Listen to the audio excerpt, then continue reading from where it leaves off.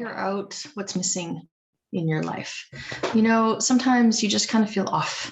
Something, that things aren't right. You know that something's missing. You know that you're kind of just like it's not ideal, right? And so, but trying to figure out what's missing and what is going to make you feel better is kind of hard. It's hard to really kind of dial that in without doing some major work, right? So I have discovered an amazing way to get right to the heart of figuring out what's missing. So as our Robbins Madonnas trained life coach, Robbins Madonnas is Tony Robbins and Chloe Madonnas. They came together and created this amazing coaching training. And I was lucky enough back in 2016 to take this program. And that's where I got my life coaching training from. And what I've discovered is what he refers to as human needs psychology. And if you watch Tony Robbins videos and where he's actually working in a crowd with people, he uses this all the time. This is how he can really see a person, is by using this information. So I thought tonight what I would do is come on and just do a little info session about these human needs, because I've been working with these needs now for like the last 5 years. I get the opportunity to use this information. It's basically the first thing that I do when I work with a new client. As a coach, it's just a really great framework to begin a coaching session or a coaching program with somebody. So I almost always start with understanding what their top human needs are, because it really is the person's driving force. It is what pulls them. It's not something that they have to decide on. It's not something that they have to force themselves to do. This is like what pulls you. So I wanted to quickly I'm going to run over them. I'm just going to briefly explain each one of these to you from the way that I tend to use them. I mean, if you want to learn more, there's lots of information out there about 6 human needs. But what I want to do is just do a quick overrun of each one so you can get a feel for what they are and how they're probably showing up in your life, because they're all showing up in your life. We're all doing things all day long to meet these needs. It's innate. It's something that we have to do. It's why we do what we do. So I'm going to run through them for you. So the first one is growth. And I always start with growth because it's my number one. It's my reason for being. It is what pulls me and drives me every single day, is the opportunity for growth, forward movement, opportunities to learn, opportunities to, know that I can move forward, that my possibilities and my opportunities are endless, that all I have to do is put in the effort, and I know that I can continue to move towards what I want. So this is growth. But the beautiful thing with all of these is that they intertwined into all parts of our lives, right? So for me, growth has a lot to do with my relationships. I love being around people who are also business minded and self-development and personal development minded, which is why is why I love doing my podcast, because that is exactly who I get to talk to. Is like anytime I have a guest on, I'm learning from them. They're teaching me their expertise. I get to ask questions. I get to learn. It's crazy. Like it's like bing, bing, bing, bing, bing. It's like it's hitting my sweet spot, because this is my idea of a good time. And it has everything to do with my need for growth, right? And this can also be why some relationships fail. If you're a very growth-oriented person and the person that you're with is not that way inclined, is not necessarily too worried about planning and having vision and goals, you're probably not going to enjoy being around that person if growth is your thing. So that's an overview of growth. Then there's certainty, which is my number 2. Certainty is a survival need. It's knowing that you have enough money to buy food. It's knowing that you have enough money coming in to be able to provide a roof over your head, feed your children, stay warm, that your vehicle is going to start the next day. It's that thing that we all need just to feel comfortable and safe. And so that is certainty. So for me, I always joke and I say, that's why I put my keys in the same place every day when I get home, so I don't have to go on a hunt and destroy mission for my keys. So it also has to do with routines and being very certain that you can, like, I can rush out of the house in like 5 minutes because I know where my keys are, I know where my shoes are, I know where everything is. Like, I've got a routine, I got a system for things. So that's where certainty shows up in my life. However, it can also be a negative. All of these needs can have negatives. So with certainty, if you have too high a need for certainty, you could even become agoraphobic. You could be afraid to leave the house because you're so afraid of what could happen, because you need certainty at such a deep level that if you don't know exactly what's going to happen, you're afraid to do anything. So, a really healthy balance of these needs is also important, which is why awareness, which is why I love coming on and being able to share this information, which again is why I always share it with all my clients, because I think it's a really great base for understanding ourselves at a deep level, but easily. Like, it's such an easy thing to understand, but it allows you to really see yourself in a completely different way. So then now there's variety. So variety is the people that, yeah, sure, they may like to go skydiving and they probably have a need for maybe high adrenaline type sports, but it's also just that need for new adventure, new. They don't like routines. They are probably quite happy to not put their keys in the same place. I know people who literally every time you're trying to get out of the door with them, they're like, where did I put my keys? Where did I put my keys? Like, these people have no concern about certainty at all. They're all variety driven. So they don't care. They don't get it. They are not interested in setting themselves up for knowing where their keys are. They're gonna go on that hunt and destroy mission every time. But it's also what they say: variety is a spice of life, right? So it's having that ability to go find excitement and new and adventure, and it's a wonderful way to live. Then we have significance. So significance is how we feel special and unique and valued in the world, right? So, everybody has something that they're really good at, something that they've worked at, right? Some people run marathons, and that's how they derive their or meet their need for significance, is by being that marathon runner, by working really hard to achieve something. Some people play piano, some people play sports. For me, I do this. I love being able to, constantly be learning, constantly being able to share the information that I'm learning with my clients to be able to help them. So for me, this is how I get my need for significance met.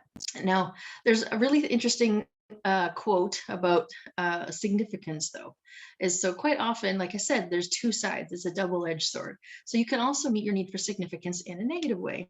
And you may recognize this person when I tell you this, is they say that there are two ways to build the tallest building in the city. One, just build the tallest building, right? The other is knock everybody else's down. So what I mean by this is that sometimes you may encounter somebody in your life who, it doesn't matter how amazing you are, they're more amazing. And they're going to make sure that they take you down so that they can continue to feel amazing.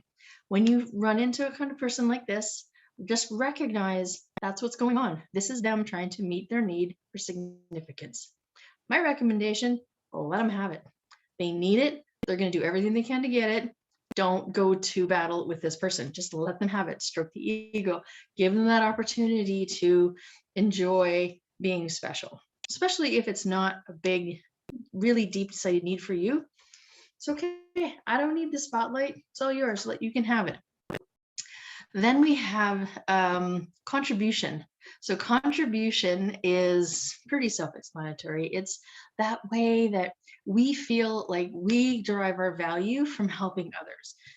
We want to be the person that if a friend is in need, that they call us. They know they can call us because we will be there and we want to help them. The problem with this, that sounds wonderful, right? Mother Teresa, like, you want to help everybody. Beautiful. But the double-edged sword of this one, pardon me, is that we often, when somebody has a really high need for significance, they give themselves away. They do so much for other people that they forget about themselves, and they quite often will feel depleted because, oh, nobody does for me what I do for them, and I'm always the last one to get anything, and so you end up giving so much of yourself to other people that you neglect yourself. So that is something to be very, very careful of if you find that you are the kind of person who's always wanting to help other people. Then we have love and connection. So, love and connection is, again, probably fairly self explanatory. We want to connect and feel loved by people in our lives, family, even coworkers, your spouse, just even your friends, right? We want to have those connections with people, but that's external. And the problem is that we also need to meet our need for internal love and connection. And this is quite often what gets missed, like I was saying, with people that have a high need for contribution, is they give so much of themselves away that they forget that they also need to connect with themselves. They need to spend time having a bubble bath, going for a walk, listening to music, reading, journaling, meditating, whatever that may be, driving in the car, listening to your music, not somebody else's, and really enjoying it. However, it is that you can connect with yourself and truly allow yourself to see yourself and feel yourself and just be with yourself. That's the internal part of love and connection. So now that I have all of that out of the way to now use this information to be able to figure out what's missing in your life is just simply ask yourself the question. You might need to rewind this video to listen to them again, or you may want to Google and get some more information on these human needs to get a better understanding of them. But then ask yourself the question, like, of those 6 needs, which one do I feel is missing in my life? And you can do this areas of your life specific. You can say if it's work, or if it's relationships, or if it's family, or home, or health, or get out your life wheel and work through your 8 or 10 different life areas and you can kind of sort out what's missing in each one of those. Or you can just go general and just say, right now in life in general, what do I feel is missing the most? Is it growth, certainty, variety, significance, contribution, or love and connection? And chances are really, really good that you have a gut feeling. Like when I was describing some of them, you probably felt pulled towards one of them. Oh, that's me, that's me, that's me. And that's fine. But what I'm talking about, not what drives you or what you feel most aligned with or what you feel you want the most of. I'm talking about what's missing, right? Because not always is the thing that you need the most the thing that's missing, because quite often that need that is the most important to you, you're like, that's it, you're focused on it all the time. Like, so for me, growth is my number one need. So I'm always focused on growth. I love doing trainings. I love doing videos like this. I'm doing workshops and building communities with like 3 different people right now. It's amazing. I love it. So that's easy. That's easy. That just comes naturally to me. Like, it's easy for me to do those things. I don't have to get motivated. I jump out of bed excited to do it. So that's not what's missing. What's missing for me is more the love and connection. So because I spend so much time doing this other stuff, I can quite often not give myself the time to either be even with friends. So I'm not even necessarily meeting the external need for love and connection as much, but certainly not the internal. I don't spend enough time just with me, just thinking, just planning, just, even just not thinking, just turning off, journaling, or meditating, or just zoning out and letting myself turn my brain off and just be. I think just be is something that's missing in my life. I don't really do that. I'm not sure if I even know how. So this is just kind of like my first little intro video to get you thinking about what might be missing in your life. So this is a topic that I love. I mean, I could talk about this forever and ever and ever. And luckily right now, I have the opportunity because I'm a sponsor for a program, a local program here. And as a sponsor, I do these assessments for all of the challengers in this local challenge. And so I'm getting the opportunity to sit and have conversations with, I don't know, 20 of these amazing ladies over the next couple of weeks. And so I'm really loving it again. I'm getting my juices flowing again by being able to have these conversations. So I thought, you know what?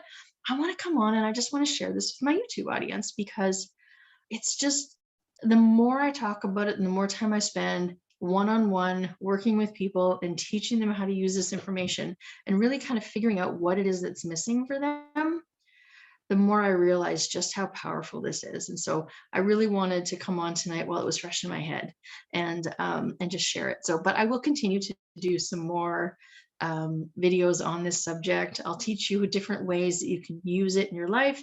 And the beautiful thing is that I have a free assessment. So if you would like to learn what your driving force is, what needs, which of these 6 needs are your top 2 that, like I said earlier, are pulling you every single day, you can look in the comments and I will put a link to the assessment there. You can do it. It's about 84 questions. Yes, I know 84 questions seems like a lot, but the reason that it's 84 questions is because it is so freaking accurate. You're going to be blown away with your results. So highly recommend. Start fresh. Enjoy the opportunity to learn something about yourself, create some new awareness, and take this assessment. You'll end up getting an email from me, give you a little bit of insight into what's going on. Every single person, I think I've been doing this assessment for the last 5 years, like on a pretty continuous basis. And I want to say there's probably 5 people in the entire time I've been doing this that have said, it kind of feels like me. Every other person is like, holy shit, you nailed me. Get out of my head. How do you know this about me? Like, it is bang freaking on. You will love it. So highly recommend. Go into the comments, get the link, do your assessment, and you'll see me back here again talking more about this. Mwah.